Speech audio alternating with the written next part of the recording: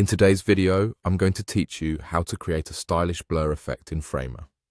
This is a handy skill to have, adding a sleek visual touch to your projects that can make your design stand out. Let's dive right in. First, you'll want to start by opening Framer if it's not already open. Once Framer is up and running, you'll need to access the project you're working on. This could be an existing project or a fresh new one, depending on what you're looking to achieve today. Now that you have your project open, click on the element to which you want to apply the blur effect. This could be anything from an image, a text box, or even a shape. The important part here is making sure you have the right element selected, because what we're going to do next involves copying and pasting components specifically into this selected area. To do this, navigate to the Blur Gradient option in your Framer library and click on it. Here, you will find a Copy Component function. Click this and it will essentially copy the necessary settings and attributes you'll need to apply the blur effect seamlessly within your project. Once copied, switch back to your Framer project and paste this component. Place the newly pasted blur component under your desktop layer. This is crucial because it affects how the blur interacts with other elements on your design canvas, ensuring it overlays correctly.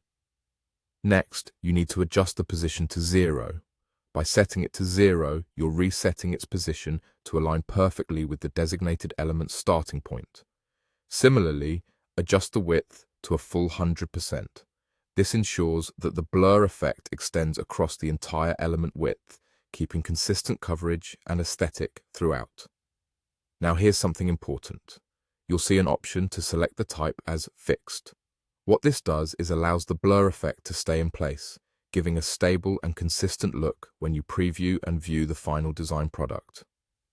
A great aspect of this component is that you can increase or decrease the blur amount.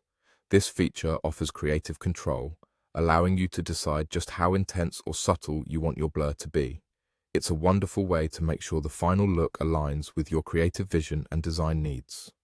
Finally, it's time to see your creativity in action. Go ahead and click on the Preview button. This action generates a real-time view of your blur effect at work in your project. As you do this, take some time to observe how the blur interacts with other elements, creating depth and a modern, polished finish. I hope this walkthrough helps you create some amazing effects in your designs using Framer. With a little practice, these steps can become a cornerstone of your design skills, allowing you to add sophisticated touches to any project effortlessly. Thank you for joining me today, and enjoy experimenting with blur effects.